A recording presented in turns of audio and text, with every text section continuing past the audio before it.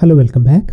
And I already wrote some SQL code, so we could execute one by one. So instead of C or container, you could specify the exact container name.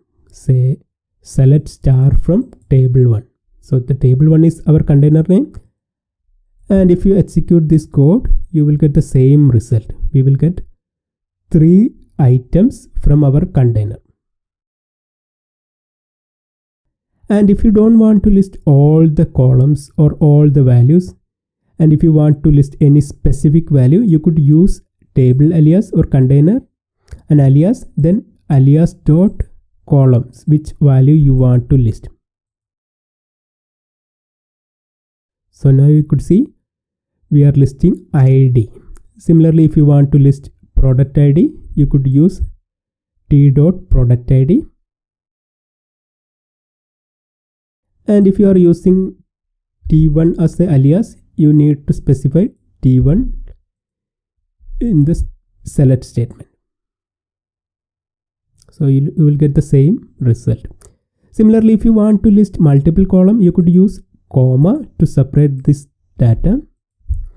Now you will get 2 different values. One is ID and product ID from the same container. And if you want to list product ID and price, you could use t dot product ID comma t dot price from our container. So you could see it's working. Now if you want to restrict the data, you could use where condition. In SQL also we will use where condition to restrict the data. So you could specify where ID equal to some specific value or price equal to some specific value in our where condition. Similarly, you could use order by to sort your data. So you could see the data is sorted based on their price range. So you could see smallest value will be listed, then the largest value. And if you want to sort the data in descending order, you could use DESC and it will be listed in the descending order.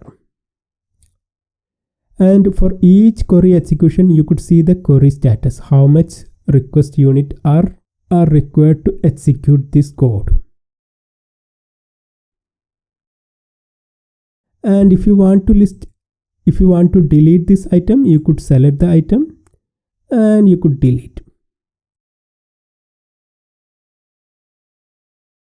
So I'm going to delete all this item and we will use Azure Data Factory to insert some data from our SQL database into this container.